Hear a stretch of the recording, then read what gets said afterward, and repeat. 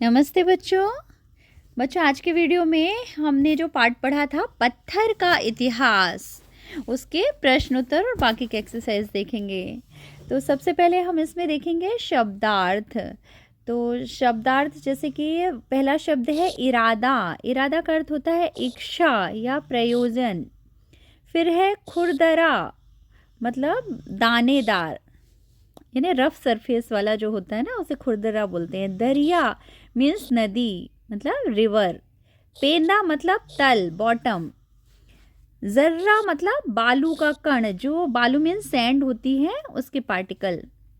रोड़ा, रोड़ा का मतलब होता है पत्थर का टुकड़ा, पीस ऑफ स्टोन। फिर इसके बाद कुछ और शब्द हैं श्रुतलेख के। श्रुतलेख मतलब कि जो आपको डिक्टेशन के लिए कुछ ऐसे शब्द आ सकते हैं, इनकी प्रैक्टिस करिएगा आप। जैसे पृष्ठ, पृष्ठ मतलब पेज।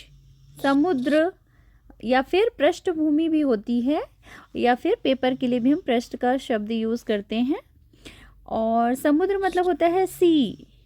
अक्षर मतलब लेटर्स। ध्यान मतलब अटेंशन। मुंह मीन्स माउथ। फिर अब देखिए वर्तनी शुद्धि। वर्तनी शुद्धि मतलब स्पेलिंग का करेक्शन देखते हैं, तो हमें करेक्ट स्पेलिंग भी लिखना होता है। तो जैसे हिस्सा, हम करेक्ट स्पेलिंग क्या है? हिस्सा।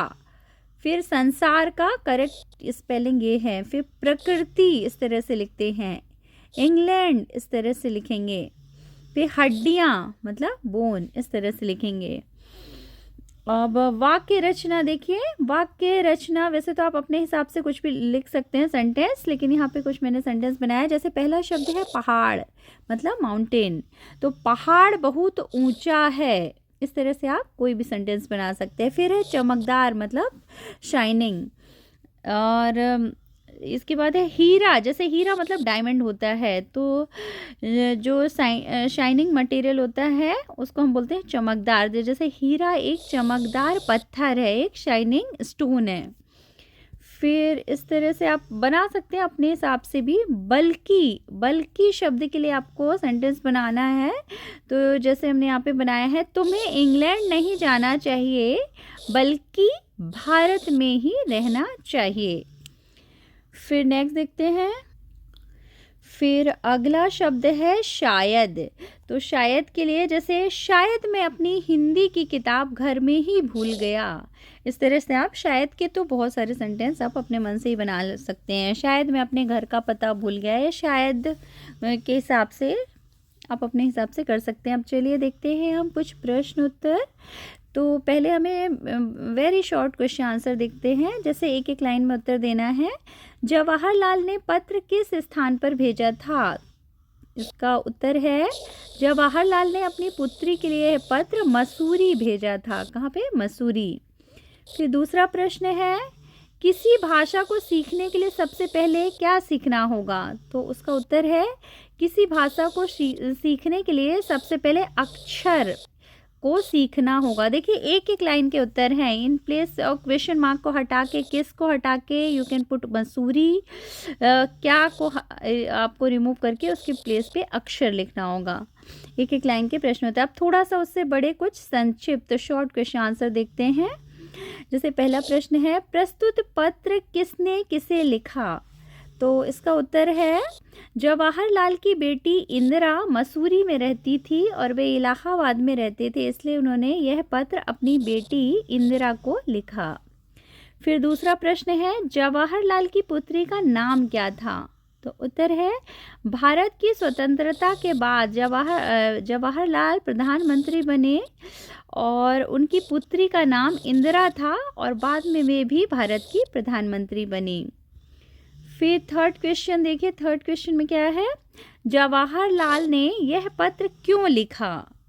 ये तो इसका उत्तर है जवाहरलाल अपने पत्रों में अपनी बेटी के लिए इस दुनिया की ओर और उनका छोटे बड़े देशों की और जो इस दुनिया में हैं उनकी कथाएं बताने के लिए पत्र लिखते थे, क्योंकि दूर रहते थे वे अपनी बेटी से, इसलिए पत्र के माध्यम से वे सब जानकारी उनको देते थे।